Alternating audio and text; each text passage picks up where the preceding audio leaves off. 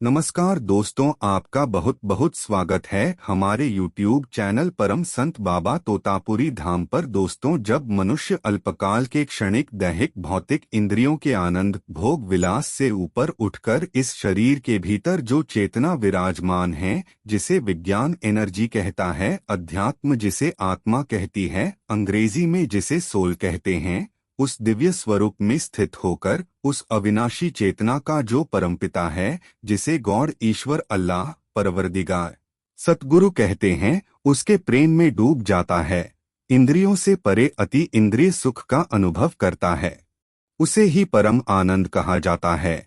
जिस किसी को भी इस परम आनंद की प्राप्ति हो जाती है, उसे संसार के सब रस फीके लगते हैं, उसे कोई आकर्षण बांध नहीं सकता।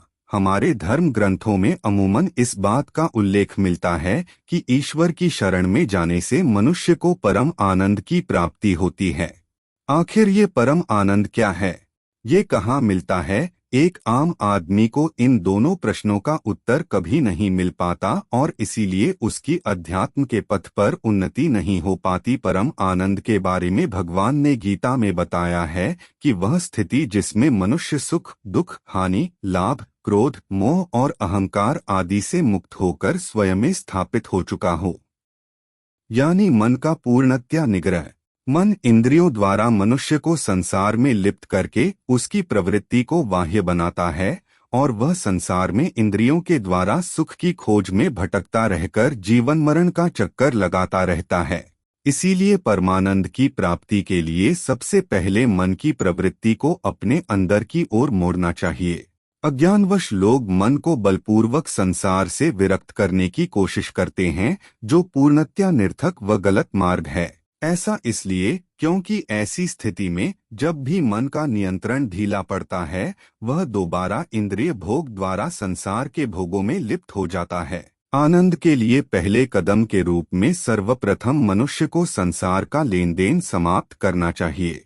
लेन देन केवल धन तक ही सीमित नहीं है, बल्कि भावनात्मक पहलू धन से भी ज्यादा अहम व आवश्यक है।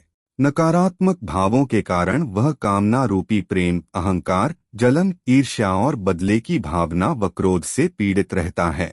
नकारात्मक भावों के कारण ही उसे शारीरिक रोगों जैसे उच्च रक्तचाप, मधुमेह और हृदय रोग होने की आशंकाएं बढ़ जाती हैं।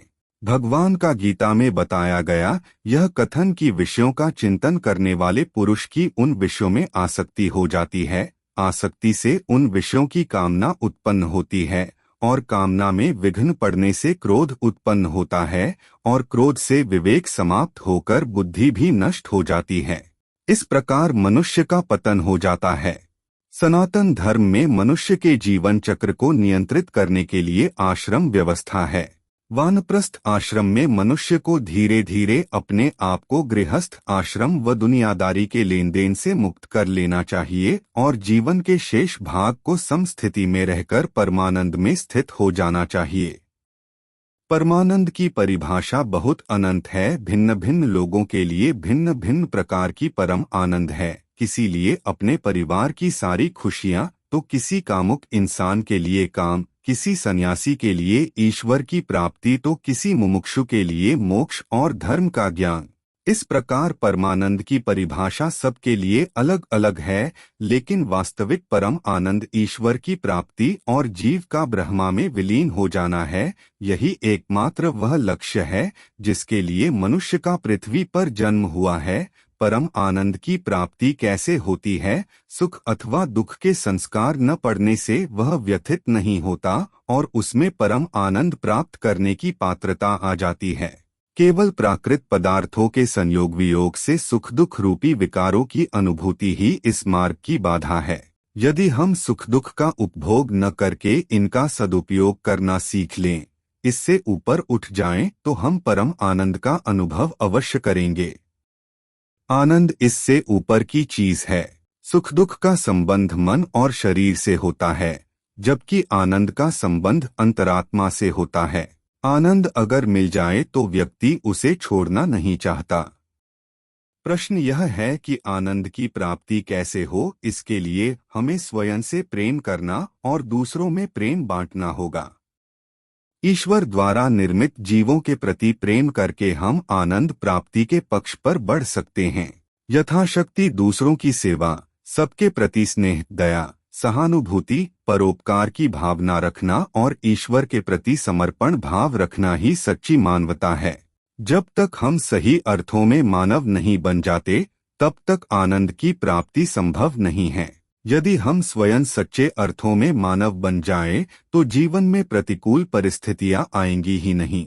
यदि हम कभी एकांत में शांतचित्त बैठकर चिंतन और मनन करें, तो जीवन का लक्ष्य स्पष्ट रूप से सामने दिखाई देगा।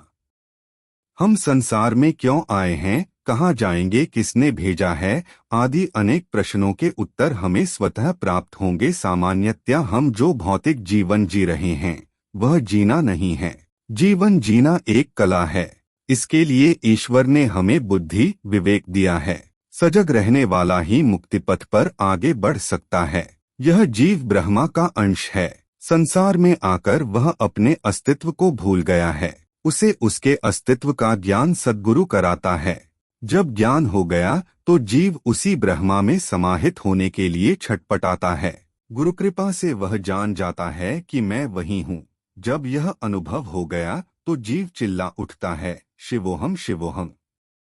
जिस क्षण ऐसा अनुभव हो गया तो उस दिन जो आनंद प्राप्त होगा वही परमानंद है। इस स्थिति में पहुंचकर भूख, प्यास, नींद, मान अपमान, यशपयश और पाप पुण्य आदि की चिंताएं समाप्त हो जाती हैं। चारों तरफ आनंद ही आनंद, न पाने की इच्छा और न खोने का दुहक।